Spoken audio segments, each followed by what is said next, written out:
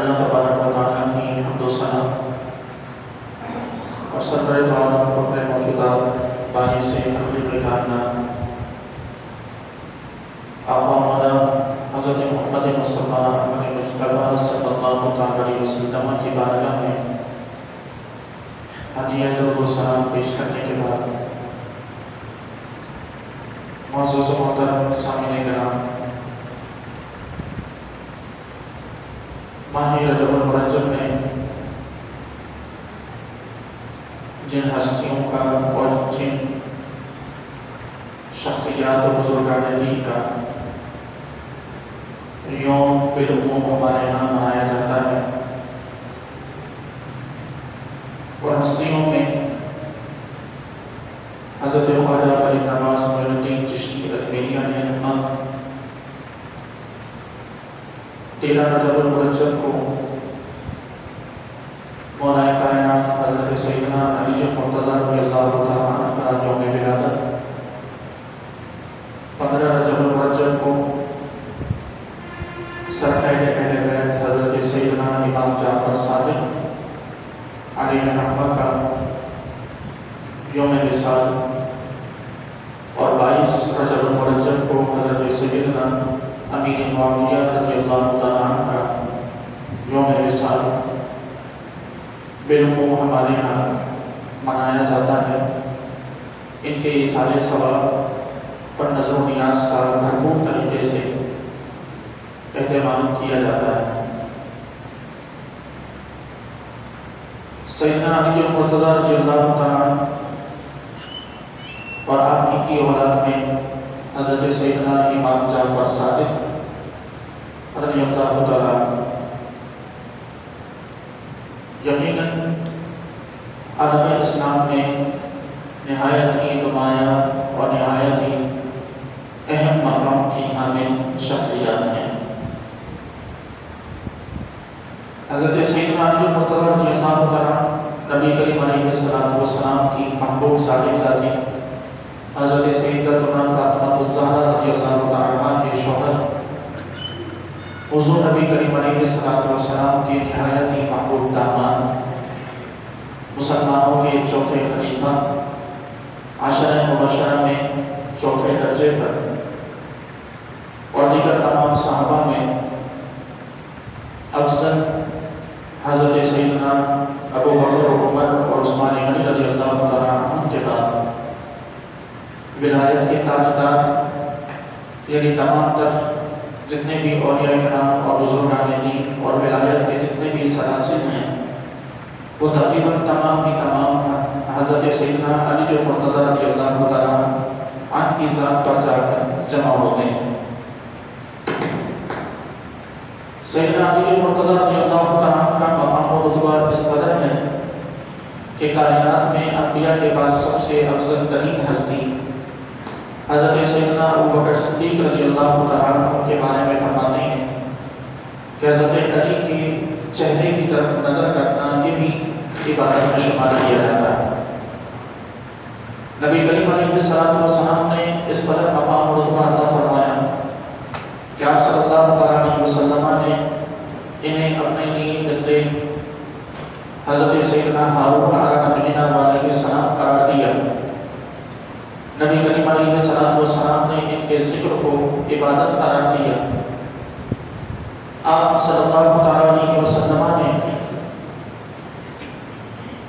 واضح طور پر ارشاد فرمایا کہ من کنت مولا فہذا علی مولا او کما قال علیہ السلام، کہ جس کا میں ولی ہوں، جس کا میں مولا ہوں، یہ علی بھی اس کے مولا ہیں۔ یہ تمام رتبے، یہ تمام مقام، یہ تمام مراتب و درجات حضرت سیدنا علی مرتضیٰ رضی اللہ تعالیٰ عنہ کے ہیں، جو بالعموم ہم سماعت کرتے رہتے ہیں، سنتے رہتے ہیں، اور کوئی منافق ہی ہوگا کہ جو سیدنا علی مرتضیٰ رضی اللہ تعالیٰ عنہ کے ذکر پر اپنے دل میں بے چینی محسوس کرے، یا حضرت سیدنا علی مرتضیٰ رضی اللہ تعالیٰ عنہ کے تذکرے پر اس کے دل میں خوشی محسوس نہ ہو۔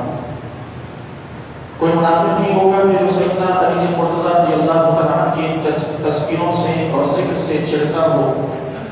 اور حضرت علی رضی اللہ تعالیٰ کے ذکر کو وہ گناہ یا ممنوع سمجھتا ہوں۔ حضرت سیدنا علی مرتضیٰ رضی اللہ تعالیٰ عنہ کے صاحبزادے حضرت امام حسین رضی اللہ تعالیٰ ان کے صاحبزادے حضرت سیدنا امام زین العابدین رضی اللہ تعالیٰ، امام زین العابدین کے صاحبزادے حضرت سیدنا امام باقر رضی اللہ تعالیٰ، اور امام باقر کے صاحبزادے حضرت سیدنا امام جعفر صادق رضی اللہ تعالیٰ۔ سیدنا امام جعفر صادق رضی اللہ تعالیٰ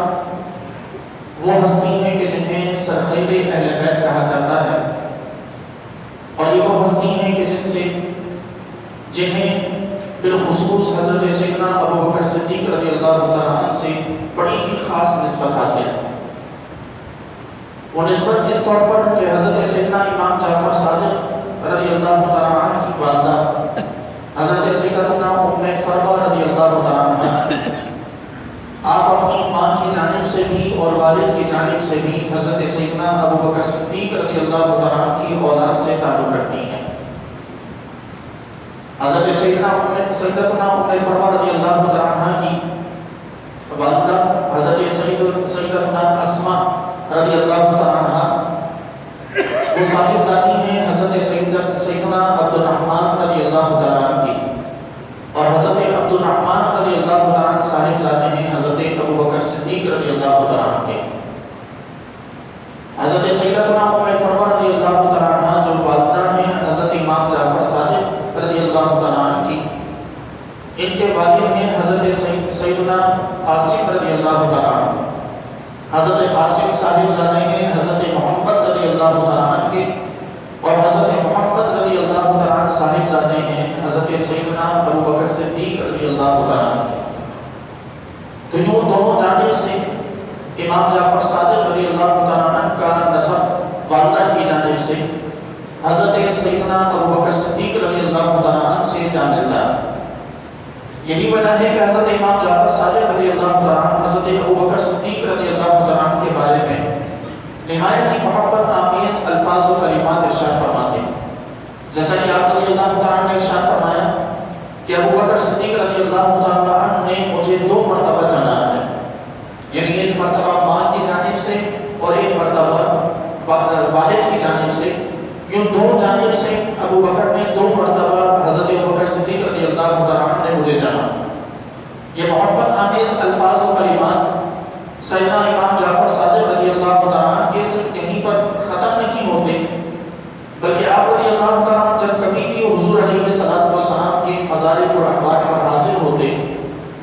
تو نبی کریم علیہ السلام کی بارگاہ میں سلام پیش کرنے کے بعد حضرت ابو بکر صدیق رضی اللہ تعالیٰ اور حضرت عمر فاروق رضی اللہ تعالیٰ کی بارگاہ میں بھی سلام عقیدت پیش فرمایا کرتے۔ یہ آج ہمارے ہاں ان اماموں کے نام لے کر حضرت ابو بکر اور حضرت عمر رضی اللہ تعالیٰ کے مقام و مراتب کو اور ان کی شانوں کو گھٹانے کی کوششیں کی جاتی ہیں، ورنہ ان کا جو تعلق حضرت ابو بکر صدیق رضی اللہ تعالیٰ سے ہے کہ امام جعفر صادق کے بعد جتنے بھی ائمہ ہیں، جتنے بھی امام ہیں، باقی کے 6 امام، کیونکہ امام جعفر صادق رضی اللہ تعالیٰ 6 نمبر پر ہیں، اور یوں ہمارے ہاں 12 امام جو مشہور ہیں ان میں سے 6 نمبر پر حضرت امام جعفر صادق، اور ان کے بعد آنے والے جتنے بھی 6 امام ہیں وہ سارے کے سارے حضرت امام جعفر صادق کی نسل سے تعلق رکھتے ہیں۔ تو گویا کہ سارے کے سارے امام جعفر صادق کے بعد کے سارے ائمہ جو حضرت ابوبکر صدیق کی اولاد سے ہیں، تو یہ ایک خاص تعلق ان ائمہ کو حضرت ابوبکر صدیق رضی اللہ تعالیٰ عنہ سے ہے، جسے آج بتایا جانا گناہ اور ممنوع سمجھا جاتا ہے۔ یہ اتنا بڑا مقام، یہ اتنی بڑی نسبت ہے کہ جو نسبت ہر انسان کو مجبور کرتی ہے کہ وہ سیدنا ابوبکر صدیق رضی اللہ تعالیٰ کی عظمت اور ان کے مقام کا اعتراف کرے۔ یہ نسبت ہر شخص کو کہ جو ان 12 ائمہ کو مانتا ہے اسے یہ بار بار دعوت دیتی ہے کہ اگر ان 12 ائمہ کو تسلیم کرتے ہو تو جن کی نسل سے 6 باقی کے 6 یا 7 ائمہ بڑھتے ہیں ان کی تعظیم بھی تم پر لازم ہوگا چاہیے۔ یہ کہاں کا انصاف ہے کہ ہم 12 اماموں کو تو مانیں، 12 ائمہ کی عظمت کا کوئی اقرار کریں، 12 اماموں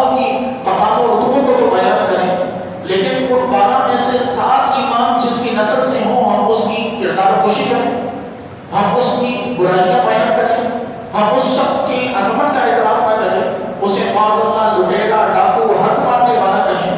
तो यकीनन इन 12 अइम्मा को तकलीफ देने वाली बात है कि जिस हस्ती पर बात की जा रही है और जिस हस्ती की शान घटाई जा रही है वो दर हकीकत इन्हीं के आका में शुमार किए जाते हैं। सैयदना इमाम जाफर सादिक रज़ियल्लाहु तआला वाज़ेह तौर पर इरशाद फरमाते हैं कि लस्तु बिमुनकिरिन मिन फज़ली उमर रज़ियल्लाहु तआला कि मैं हज़रत उमर के फ़ज़ाइल का मुनकिर नहीं हूँ। ये इमाम जाफर सादिक रहमतुल्लाह फरमाते हैं मैं उमर के फ़ज़ाइल का मुनकिर नहीं हूँ, वलाकिन्ना अबा बकर अफ़ज़ल मिन उमर रज़ियल्लाहु तआला, लेकिन जो अबू बकर का मकाम और मर्तबा है वो उमर से कई गुना बढ़कर है। आज कौन है कि जो इमाम जाफर सादिक का पैरोकार हो, अपने आप को इमाम जाफर सादिक की तरफ मंसूब करता हो, इमाम जाफर सादिक के नाम पर नज़र और नियाज़ का इहतमाम करता हो, तो मैं ऐसे शख्स को ये ज़ेब नहीं देता कि जिस शख्स के बारे में इमाम जाफर सादिक फरमाए कि वो उमर से भी ज़्यादा अफजल है, ऐसे शख्स के बारे में अपनी ज़बान को आलूदा करे और ऐसे शख्स के बारे में अपनी हदों को पार करे। तो ये यकीनन ये निस्बतें हमें हमारे लिए वाज़ेह करती हैं कि इन तमाम हस्तियों में जो ताल्लुक था, इन तमाम हस्तियों में जो ताल्लुक रहा वो निहायत ही मोहब्बत वाला ताल्लुक रहा है। किसी भी तौर पर इन हस्तियों में कोई ऐसा ताल्लुक नहीं रहा कि बाद में आने वाले अफराद या बाद में आने वाले लोग इनके इस ताल्लुक को बुनियाद बनाकर और इनकी इस निस्बत को भुलाकर वो किसी भी तौर पर सैयदना अबू बकर सिद्दीक़ रज़ियल्लाहु तआला के मकाम और रुतबे में कमी करें या किसी तौर पर उनके मकाम और रुतबे को घटाएं। सैयदना इमाम जाफर सादिक रज़ियल्लाहु तआला की तालीमात में जहाँ इमाम जाफर सादिक रज़ियल्लाहु तआला को मानने वाले और बहुत से हैं, इमाम जाफर सादिक रज़ियल्लाहु तआला की अज़मत का एतराफ़ करने वाले और बहुत से अफराद हैं। सिर्फ अहले सुन्नत व जमात ही इमाम जाफर सादिक को इमाम नहीं तस्लीम करते, बल्कि और बहुत से लोग हैं कि जो इमाम जाफर सादिक अलैहिर्रहमा को अपना इमाम मानते हैं। तो वहाँ हमें ये समझना चाहिए कि महज इमाम मानने से कुछ नहीं हुआ करता जब तक कि इमाम की इत्तिबा ना की जाए, जब तक कि इमाम की पैरवी ना की जाए। इमाम बहुत से लोग दुनिया में ऐसे मौजूद हैं कि जो हुजूर की नबुवत का इकरार जरूर करते हैं, नबी करीम अलैहिस्सलाम के बारे में कहते जरूर हैं कि ये अल्लाह के नबी हैं, लेकिन वो उनकी इत्तिबा और पैरवी नहीं करते। तो कल बरोज़ क़यामत वो इत्तिबा और पैरवी न करना उनके जहन्नम में दाखिले का सबब बन जाएगा। आज अगर कोई शख्स इमाम जाफर सादिक अलैहिर्रहमा को अपना इमाम तस्लीम करता है तो उस पर इस मोहब्बत की वजह से लाजिम है कि वो इमाम जाफर सादिक अलैहिर्रहमा के तमाम तर सिलसिला नसब का अदब व एहतराम करे। और ये याद रखें कि जिस तरह हम नबी करीम अलैहिस्सलाम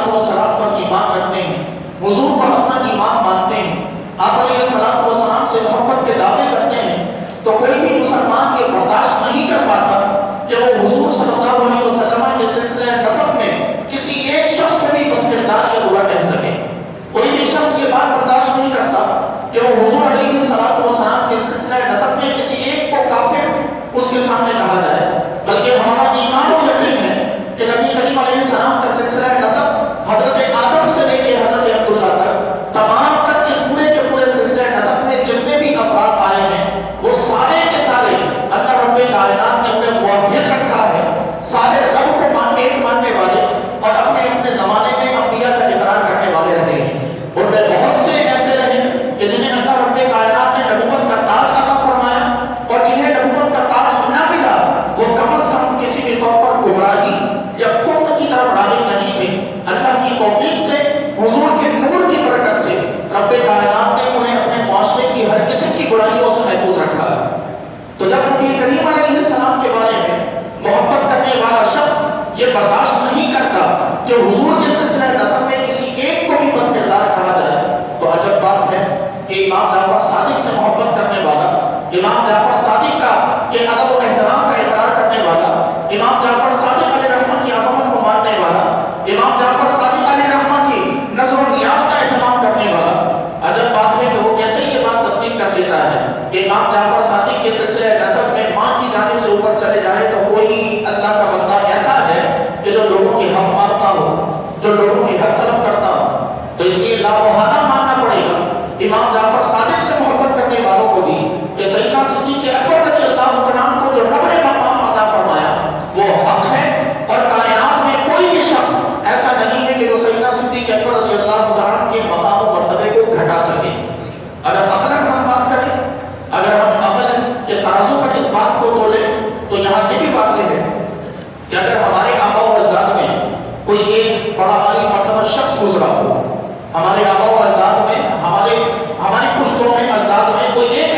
گزرا ہو کہ جسے اللہ نے ولایت کا درجہ عطا کیا ہو یا جسے اللہ نے دنیا کی حکومت عطا کی ہو، 7 نسلیں بلکہ قیامت تک آنے والے لوگ اس ایک پر فخر کرتے ہیں۔ قیامت تک آنے والا ہر شخص اپنے آبا میں موجود اس ایک شخص پر فخر کرتا رہے گا کہ میں اس خاندان سے تعلق رکھتا ہوں کہ جس خاندان کے اس فرد کو رب نے مقام ولایت عطا کیا، یا میں اس خاندان سے تعلق رکھتا ہوں جس خاندان کے ایک فرد کو اللہ رب کائنات نے حکومت عطا کی۔ فخر کرتے ہیں نا،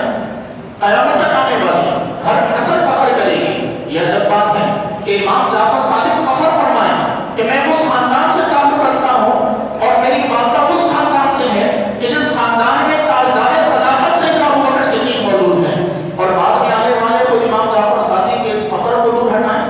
امام جعفر صادق علیہ رحمہ کے اس فخر کو ظاہر کرنے کا سبب بنے، تو یہ یقیناً امام جعفر صادق سے محبت نہیں ہے بلکہ امام جعفر صادق علیہ رحمہ سے بھی منافقت ہے۔ تو اس لیے امام جعفر صادق علیہ رحمہ سے محبت کا اقرار کرنے والوں پر یہ لازم ہے۔ پھر یوں ہی امام جعفر صادق علیہ رحمہ سے محبت کرنے والے تعظیم کے قائل ہیں، تشبیہات کی تعظیم کے قائل ہیں، اور ان کے نزدیک کوئی بھی فرد ہو، کوئی بھی شخص ہو، کوئی بھی گروہ ہو، ان کے نزدیک جو چیزیں ان اماموں سے تعلق رکھتی ہیں وہ چیزیں اور ان کی شبیہات بھی ہمارے لیے نہایت ہی قابل تعظیم۔ مثال کے طور پر آج ہمارے معاشرے میں حضرت سیدنا امام حسین رضی اللہ عنہ کربلا میں جس گھوڑے پر سوار تھے، اس گھوڑے کی شبیہ بنائی جاتی ہے اور اسے بڑی تعظیم دی جاتی ہے، بڑا ادب کیا جاتا ہے، بڑا احترام کیا جاتا ہے، یہاں تک کہ اس پر سوار ہونے کی اجازت نہیں دی جاتی۔ یہ اس قدر ادب و تعظیم کس بنیاد پر کہ یہ شبیہ ہے اس گھوڑے کی کہ جس پر کربلا کے میدان میں امام حسین سوار ہوئے تھے۔ اب اگر شبیہ کی وجہ سے کہ جو نہ تو اس گھوڑے کی نسل سے ہے نہ اس کا اس گھوڑے سے کوئی تعلق ہے، محض ہم نے پالا اور اسے اس کی شبیہ قرار دے دی تو یہ قابل تعظیم ہو جائے، تو پھر جس کی رگوں میں خون امام جعفر صادق علیہ رحمہ کی رگوں میں جس نام کا خون ہو، امام جعفر صادق علیہ رحمہ سے جس کا نسبی تعلق ہو، پھر وہ بھی ہمارے نزدیک قابل تعظیم اور واجب و تعظیم نہ ہو۔ اور پھر جس گھوڑے پر امام حسین سوار ہو وہ قابل تعظیم بن جائے، وہ واجب و تعظیم ہو، اس کا ادب و احترام کرنا ہم پر لازم ہو جائے، تو جس ذات کے کندھوں پر سرور دو عالم نے سواری فرمائی ہو پھر وہ ہمارے لیے قابل تعظیم کیوں نہ ہو۔ تو اس لیے کسی بھی طور پر ان ائمہ اہل بیت سے محبت کا اقرار کرتی ہوں، ان ائمہ اہل بیت سے محبت کا قدم بھرتی ہوں، تو لازم ہے کہ سیدنا ابوبکر صدیق رضی اللہ عنہ کے مقام کا اعتراف کیا جائے۔ ان کے مقام کا انکار کر کے کوئی بھی شخص خود کو ان حضرات سے محبت کرنے والا نہیں کہلا سکتا۔ کوئی بھی شخص ان کے مقام کو دور ہٹا کر اور ان کے بارے میں الفاظ غلیظہ استعمال کر کے کسی بھی طور پر امام جعفر صادق علیہ رحمہ کا خود کو محب اور امام جعفر صادق علیہ رحمہ کی عظمت کا اعتراف کرنے والا ہرگز نہیں بتا سکتا۔ امام جعفر صادق علیہ رحمہ کی اگر خشیت الہی کی بات کریں تو محض آپ کی سیرت کا ایک پہلو اور ایک واقعہ پیش کر دینا کافی سمجھتا ہوں کہ سیدنا امام جعفر صادق علیہ رحمہ اپنے مریدوں میں بیٹھے ہیں اور مریدوں میں بیٹھے بیٹھے مریدوں سے فرماتے ہیں کہ آؤ آج ہم ایک وعدہ کرتے ہیں۔ مرید حیران ہے کہ یہ حضرت امام جعفر صادق علیہ رحمہ کیسا وعدہ فرما رہے ہیں، تو فرمانے لگے کہ وعدہ اس بات کا کرتے ہیں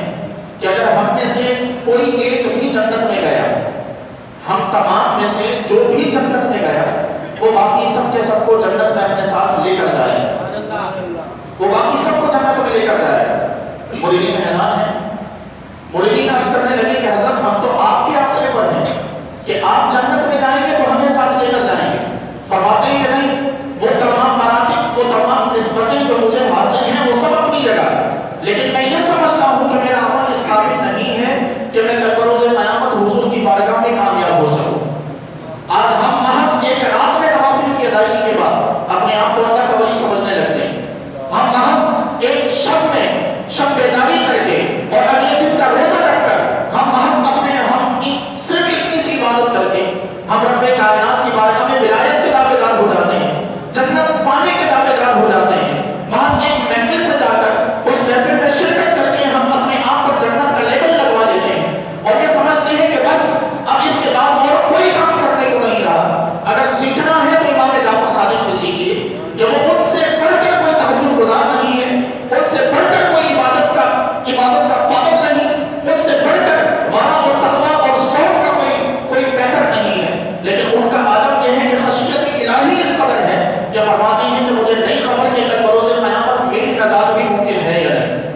یہ سبق ہمیں بھی سیکھنے کی ضرورت ہے کہ تھوڑی سی عبادات پر اکتفا کرتے ہوئے اپنے آپ پہ جنتی ہونے کا لیبل نہ لگایا جائے، تھوڑی سی عبادات کر کے اپنے آپ کو جنتی نہ سمجھا جائے، بلکہ ہمیشہ اپنی آخرت کی فکر کرنی چاہیے، ہمیشہ اپنے ایمان پر خاتمے کی فکر کرنی چاہیے کہ کہیں ایسا نہ ہو کہ حضور کے اس فرمان کے مصداق ہم بچ جائیں کہ نبی کریم علیہ السلام نے ارشاد فرمایا کہ ایک شخص ساری زندگی نیک اعمال کرتا رہے گا،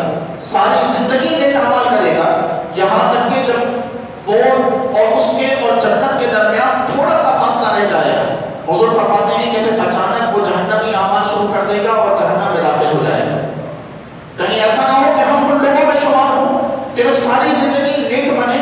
ساری زندگی نیک اعمال کریں اور موت کے وقت میں رب کائنات ایمان کی توفیق ہم سے سلب کر دے اور ہمیں جہنم میں داخل ہونا پڑ جائے۔ اس لیے اپنے خاتمے کی فکر کریں اور امام جعفر صادق علیہ رحمہ سے یہ سبق حاصل کریں۔ یوں امام جعفر صادق علیہ رحمہ کے بارے میں روایات میں موجود ہے کہ آپ علیہ رحمہ اپنی زندگی کے آخری حصے میں گوشہ نشین ہو گئے۔ حضرت سیدنا سفیان ثوری علیہ رحمہ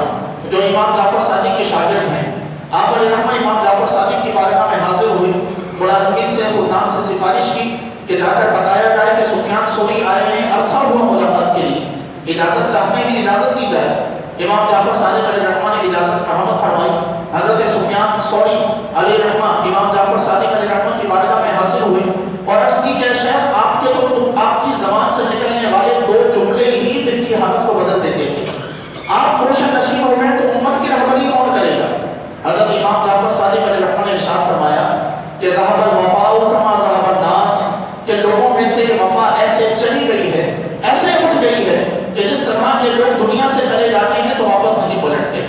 اور فرماتے ہیں کہ لوگ منہ کے سامنے ہماری موجودگی میں ہمارے سامنے محبت کا رنگ بھرتے ہیں، وفا کا رنگ بھرتے ہیں، لیکن پیٹھ پیچھے ہماری جڑیں یہی لوگ کاٹا کرتے ہیں۔ یہ امام جعفر صادق علیہ رحمہ کا دور ہے کہ جہاں آپ علیہ رحمہ کے مریدین بہت ہیں، آپ علیہ رحمہ کے چاہنے والے بہت ہیں، آپ علیہ رحمہ کی عظمت کا اعتراف کرنے والے بہت ہیں، لیکن امام جعفر صادق فرماتے ہیں کہ ہمیں ان سے بھی کوئی امید نہیں کہ ہم نے ان میں یہ دیکھا کہ ان سے وفا ان کے دلوں سے رخصت ہو چکی ہے۔ تو یہ بھی ہمارے لیے لمحہ فکریہ ہے کہ یہ تو اس دور کی بات ہے کہ جب امام جعفر صادق علیہ رحمہ موجود تھے۔ یہ تقریباً پہلی صدی ہجری کے اختتام اور دوسری صدی ہجری کے آغاز کی بات ہے۔ اس زمانے میں امام جعفر صادق علیہ رحمہ کا یہ فرمان ہے، تو آج تو ہم 14 صدیاں دیکھ چکے ہیں، 14 صدیاں حضور کے زمانے سے دور ہو چکی ہے، تو یقیناً ہمارے معاشرے میں اس سے کئی گنا بڑھ کر برا حال ہے۔ امام جعفر صادق علیہ رحمہ محض ایک امام نہیں ہے، آپ علیہ رحمہ بیک وقت علم حدیث کے امام ہیں، بیک وقت علم فقہ کے امام ہیں، بیک وقت آپ علم تفسیر کے امام ہیں، بیک وقت آپ ایک مفتی بھی ہیں، آپ ایک پیر اور بزرگ بھی ہیں۔ آپ علیہ رحمہ کو رب کائنات نے تمام ترہمہ جہت شخصیت بنایا ہے۔ کائنات میں ایک عالم دین کے لیے جتنی خصوصیات پائی جاتی ہیں وہ تمام کے تمام حضرت امام جعفر صادق میں نظر آتی ہیں۔ ایک بزرگ میں جو خصوصیات ڈھونڈنی چاہیے، جو تلاش کرنی چاہیے، رب نے وہ تمام خصوصیات امام جعفر صادق علیہ رحمہ کی ذات میں رکھ دی ہیں۔ تو اس لیے امام جعفر صادق علیہ رحمہ کو محض امام کے طور پر نہ لیں، بلکہ آپ کی سیرت کو پڑھیں۔ آپ کی سیرت میں عبادت و تقویٰ، آپ کی سیرت میں ایک نمایاں خصوصیت ہے۔ حضور امام جعفر صادق علیہ رحمہ کی سیرت سے زہد و تقویٰ سیکھیں، حضور سیدنا امام جعفر صادق علیہ رحمہ کی سیرت سے علم دین سے محبت کرنا سیکھیں، امام جعفر صادق علیہ رحمہ سے صدقہ دینا سیکھیں۔ کہ روایات میں آتا ہے کہ امام جعفر صادق اس قدر صدقہ دیا کرتے تھے کہ آپ کے اپنے اہل و عیال پر خرچ کرنے کے لیے کچھ رقم باقی نہ رہتی تھی۔ یہ صدقہ دینے کی محبت، یہ توفیق یقیناً امام جعفر صادق علیہ رحمہ سے سیکھی جا سکتی ہے۔ خالق کائنات سے دعا ہے کہ پروردگار ہم سب کو ان تمام بزرگان دین سے محبت کرنے، اہل بیت اور صحابہ سے محبت کرنے اور ان کی سیرت پر عمل کرنے کی توفیق مرحمت فرمائے۔